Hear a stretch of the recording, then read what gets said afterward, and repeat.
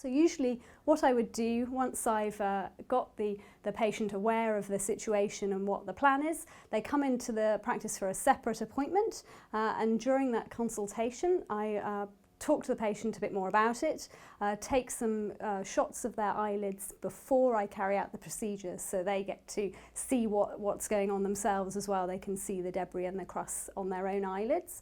I clean my hands.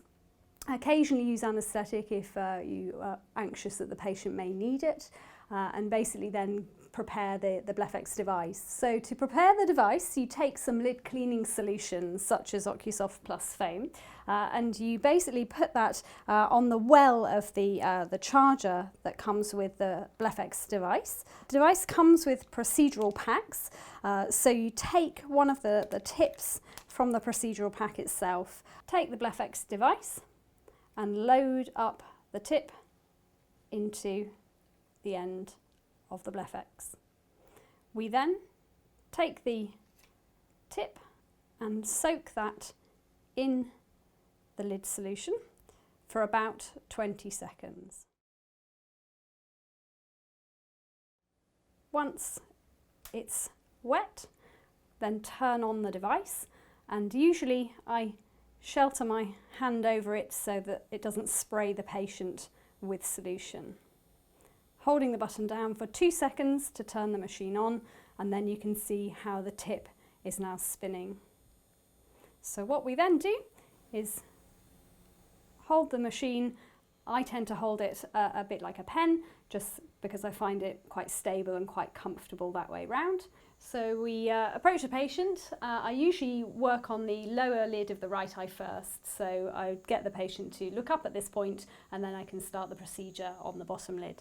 So Elaine, if you look up at the ceiling for me, and then just basically I do a little test run first and just ask the patient, or just warn the patient, this is how it feels, just to really prime them so that they're aware of the sensation before I go into the full procedure. And then basically I start to just work the tip along the lash line.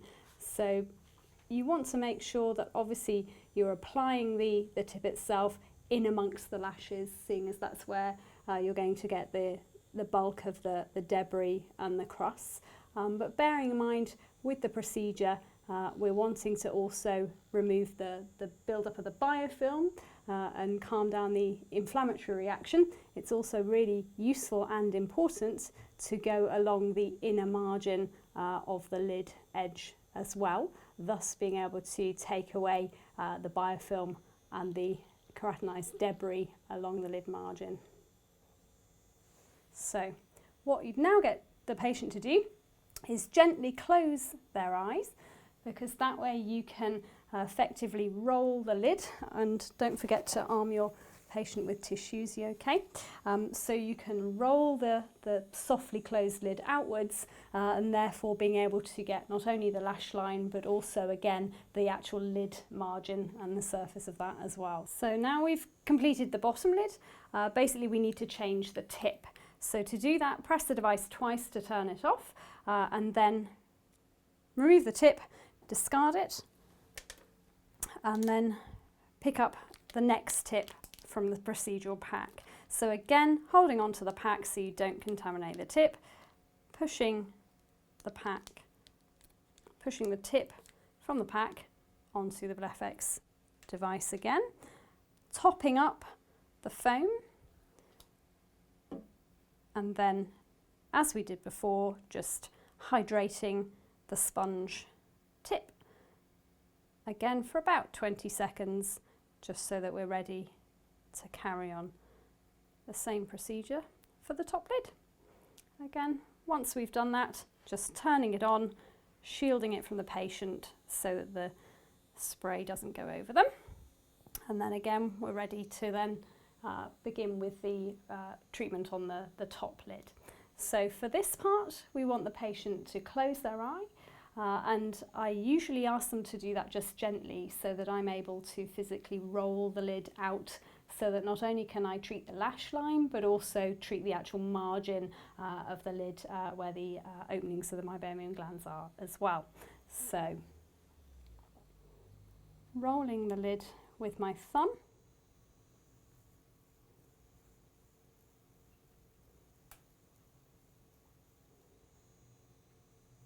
using the device to really just remove that build-up and that debris in amongst the lash line.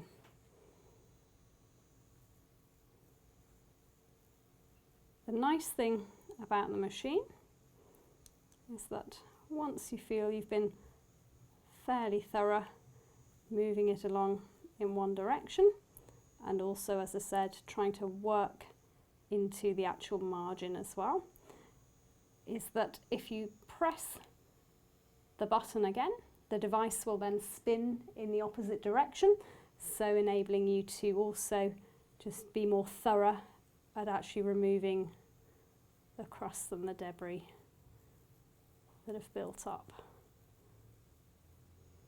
You will probably notice whilst you do it that some of the lashes actually come out during the procedure. That's quite normal, it's just catching the loose ones that are ready to be shed anyway.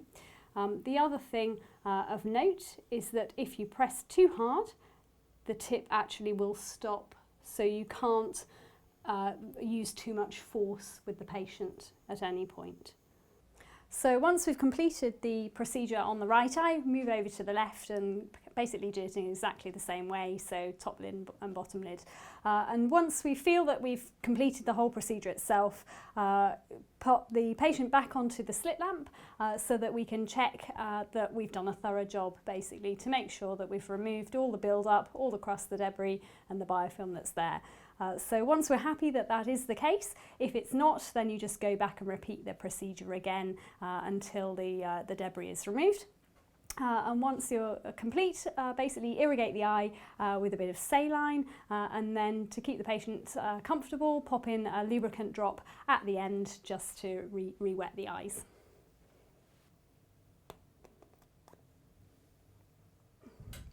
So typically, I would perform the procedure roughly every 6 months on an average sort of individual.